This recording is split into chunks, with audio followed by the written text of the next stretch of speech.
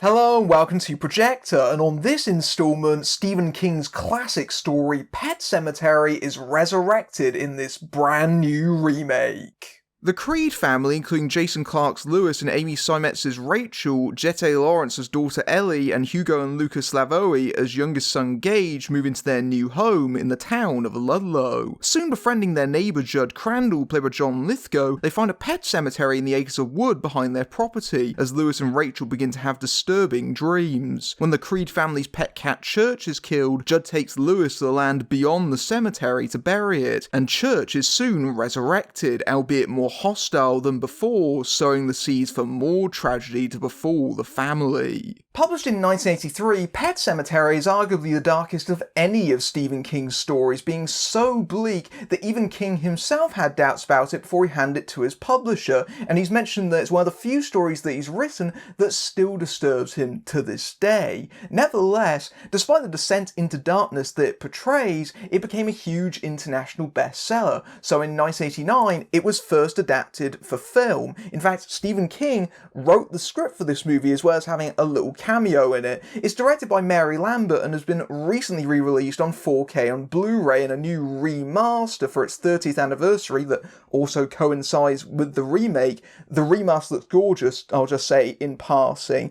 But I do think that the critics were understandably split on this movie when it first came out, and horror fans tend to look back on the 1989 film quite fondly, but I do think now it is starting to show its age, and certainly in some respects it is a bit creaky, especially in the acting department.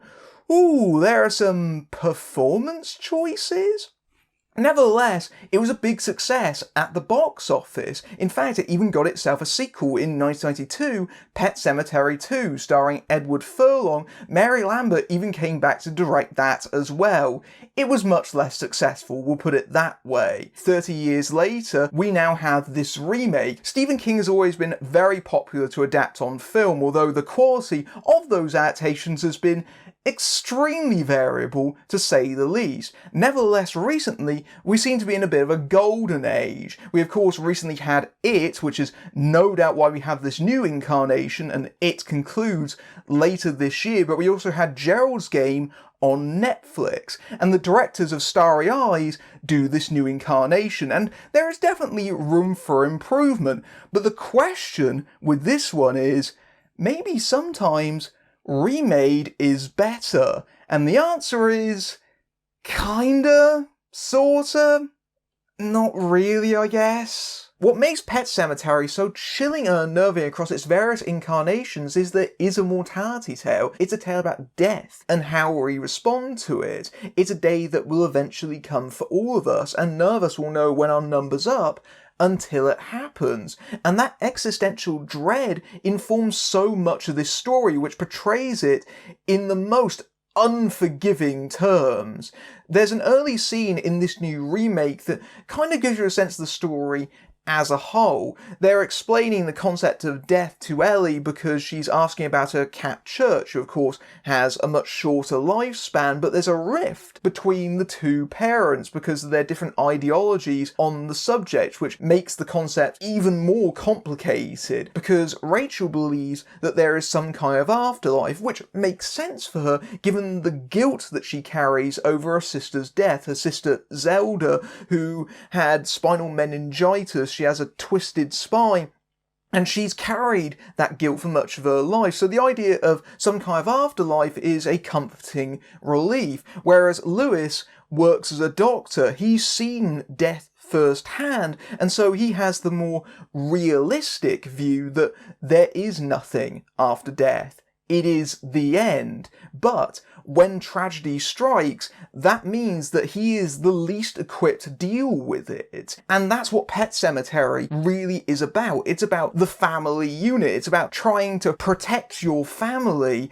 and then doing whatever you can afterwards to try and make it better. That's what Lewis is always trying to do through the course of this story, starting off with Church. He just wants to bring the cat back because he thinks that if he brings the cat back, the family unit will remain the same. But there is this constant threat of something just looming over them. Death pervades over this new house that they've entered into, and it's tinged in their thoughts. And I will say, in this new remake's favour, the acting is considerably better, as you would expect from this cast, including Jason Clarke, but particularly John Lithgow. John Lithgow as Judd is easily a standout in my opinion. Lithgow is always terrific value for money, but in this film, I think he's really great. Judd is the character that sets Pet Sematary into motion. He's the one that introduces Lewis to the Native American burial ground beyond the barrier that guards the Pet Sematary, the one that brings things back to life. And Lithgow's performance is very visibly conflicted. He clearly knows the consequences of using this ground, of the dangers that it could potentially grant, and yet he persists anyway because he believes that he's doing the right thing, that maybe this time the outcome may be different, and yet the answer is cold and harsh. And Lithgow's performance is genuinely fantastic. In fact, this movie actually dips a lot when he's not around. He carries this movie so much, and you can just feel the sort of tortured nature of his character. And a lot of this movie is not really about the dead, it's about the living. It's about us and how we have difficulty letting go of the dead even when they want to be left alone. As Judd says very memorably in the signature tagline, sometimes dead is better. And you would think, given me talking about the themes and the characters, that would be a major component of this new remake of Pet Sematary. Unfortunately, that's not the case. That's probably one of its biggest downfalls. Now that Pet Sematary has been dug up again, what seems to have gotten lost is nuance. I think it's very clear that the directors are much more focused on the horror than the actual story itself. It clearly have a very good eye for a striking, unsettling image. You can see this in the very early stages of the film, where you see the kids all wearing masks going in a procession into the Pet Cemetery. It's such a good image that it's even found its way onto the posters. There's only one problem: that has almost nothing to do with anything. And one of the big positive virtues of this new Pet Cemetery, I will say, is that it does have such a strong sense of atmosphere. There is this really uneasy, unsettling feeling all throughout the film because it looks so dark and grey and bleak a lot of the time. This stands in very stark contrast to Mary Lambert's film, which often has surprisingly bright colours, which is meant to represent the sort of seemingly idyllic scene that is of course disrupted by eventual brutality and death. But the problem is that by amplifying those elements, it actually wears away at the story and makes it feel a lot more generic. Pet Sematary 2019 feels very much like a stock horror movie by the numbers these days, especially because it favours the formula that so many horror films do these days, where it's gradual build-up punctuated by loud jump scares. My goodness, is there loads and loads of jump scares in the early going of Pet Sematary, and sometimes that can be distracting. It almost feels like the filmmakers are grabbing you by the shoulders to remind you, yes, you are watching a horror movie. This is why we've cranked up the sound of a truck driving by to about 20 decibels. When you do that, when you pump up the volume, both figuratively and literally, that doesn't really work out, because a lot of what Pet Sematary is doing, I think, as a story is quite subtle, and it's very much based around character, but it's clear from the editing that's not really what they're paying attention to. There's not a lot of focus on character moments, because often scenes will cut in quite choppy places. They'll often be quite quickly paced, and they're more focused on getting the crucial expository information that they're trying to convey and then moving on to the next set piece. So it has the atmosphere working for it, but it's not really working for the story, and sometimes it can be really overdone in some places. For example, the burial ground in the original 1989 film looks like a burial ground. In the remake, it's so overly gothic, it looks like John Lithgow is leading Jason Clarke halfway up Castle Grayskull. It looks so ominous that no one would ever think to bury something there because it really looks incredibly sinister. It's clear the filmmakers have a lot of love for Stephen King because there's numerous references to his work all throughout this movie. One of the very first shots in it is a vertical tracking shot up a path that is immediately meant to be reminiscent of the helicopter shots that opened Stanley Kubrick's The Shining, which, boy, way to set the bar high right out of the gate, guys.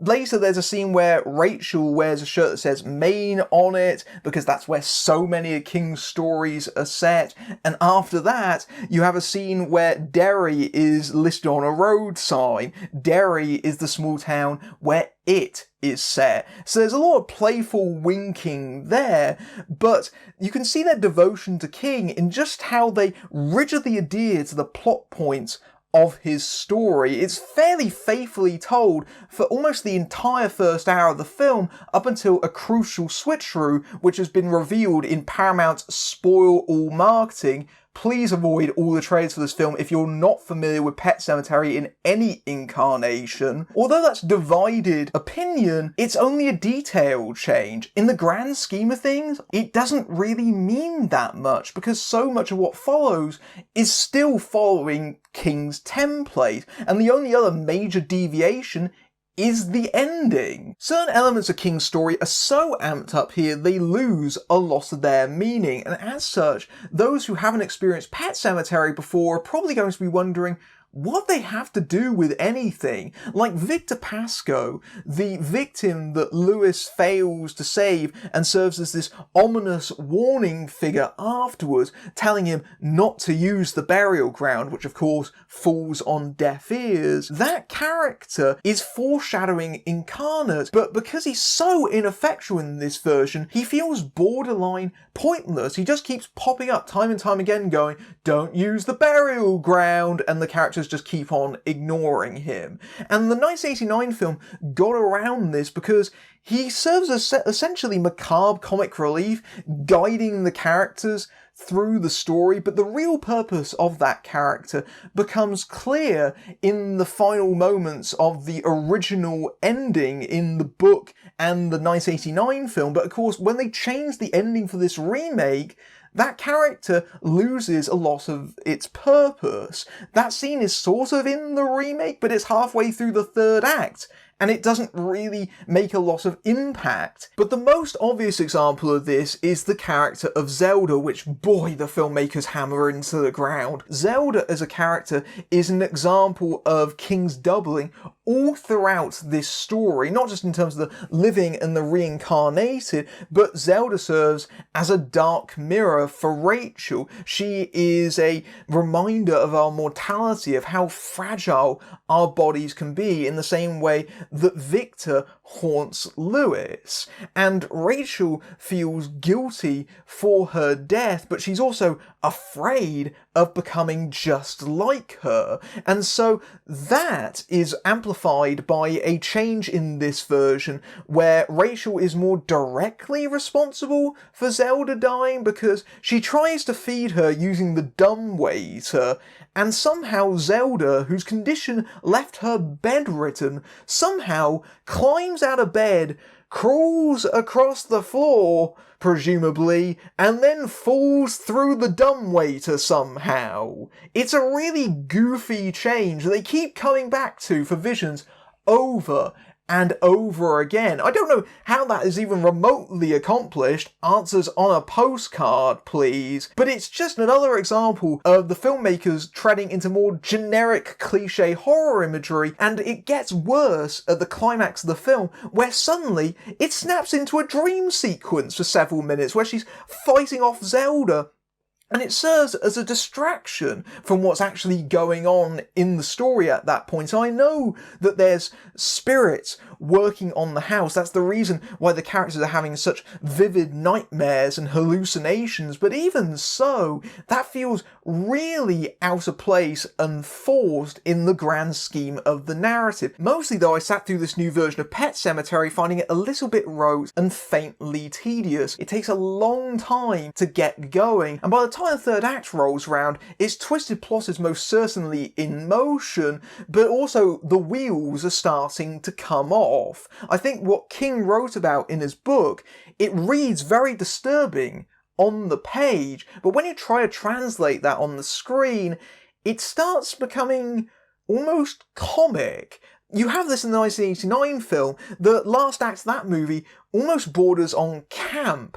This new version isn't quite afflicted to the same degree, and the change that they've made tries to amp up how disturbing it is, but honestly, the image that they've chosen is much more generic. You've seen that kind of image before in a lot of horror films, unlike the original incarnation of this story, but also the change that they've made, it still resulted in mind screening in really uncertain titters of laughter, which I don't think was intentional. And it seems like the actors involved are really trying, but it just doesn't work.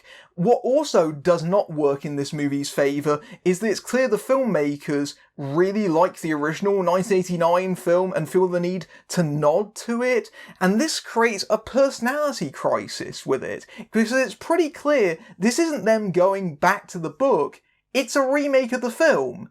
That's what it is. So I find myself wondering, what is the purpose of this? You've missed a perfectly good chance to go back to the book, start from scratch, and you're weirdly playing towards people who saw the original 30 years ago, know most of the beats of this story, and so you find yourself asking the question, why? You've missed the opportunity for a new audience, and an old audience has already seen most of this. In fact, it's so indebted to the 1989 film, there's even a cover of the famous Ramones song that played over the credits in that movie. It plays over the credits here. The ultimate ending of the film is where the most significant change lies, and in my opinion, it doesn't work. Thematically, it makes a sort of sense when you think about it, but when it plays out on screen, it just looks faintly ridiculous, like a lot of what happens in the third act, unfortunately. Having seen both versions of Pet Sematary, I'm not really a fan of either of them. In fact, having not read the book, I'm not even sure if I'm a fan of this story in general. It may just be too dark and nihilistic for my taste. Having said that, the 2019 version does have a few improvements, including better production design and much improved acting, but otherwise, it's just as flawed as the earlier incarnation. I think there's not really very much between them in the grand scheme of things. I think that, honestly, it's going to come down to personal preference, but mine would be for the 1989 film, because for all of its faults, it was adapted by Stephen King, and it feels more complete and more cohesive. It doesn't quite have the modern production values of the later version, but this feels really forgettable, to be honest. It feels like yet another retread that is honestly just existing to capitalise on some sweet It money. If you haven't experienced the story before, by all means check it out, but really I think the filmmakers probably should have followed the message of the story that sometimes dead is better. Although this new take on Pet Sematary is slicker than the earlier incarnation, there's this sense that, like the reincarnated, it has come back a bit wrong. Directors Kevin Kolsch and Dennis Widmeyer clearly have a lot of love for King and his work, but their emphasis on horror over character leaves this version feeling curiously flat despite some good performances, particularly from John Lithgow, and while it carries over much of King's story relatively faithfully, the key changes they do make result in story threads like Rachel's sister and the spectre of Victor being weirdly dislocated. But while the film is unapologetically dark and very brutal, it only feels like it truly comes to life in the final third, and even then it starts to fall apart into silliness. In the midst of strong recent Stephen King adaptations, this new Pet Sematary feels like it takes the story and turns it into an average, multiplex-friendly horror film where the soul hasn't been reproduced. If you like this review, then you can dig up my Patreon, where you can see my reviews early among other perks, including access to my Discord server. But until next time, I'm Matthew Buck, fading out.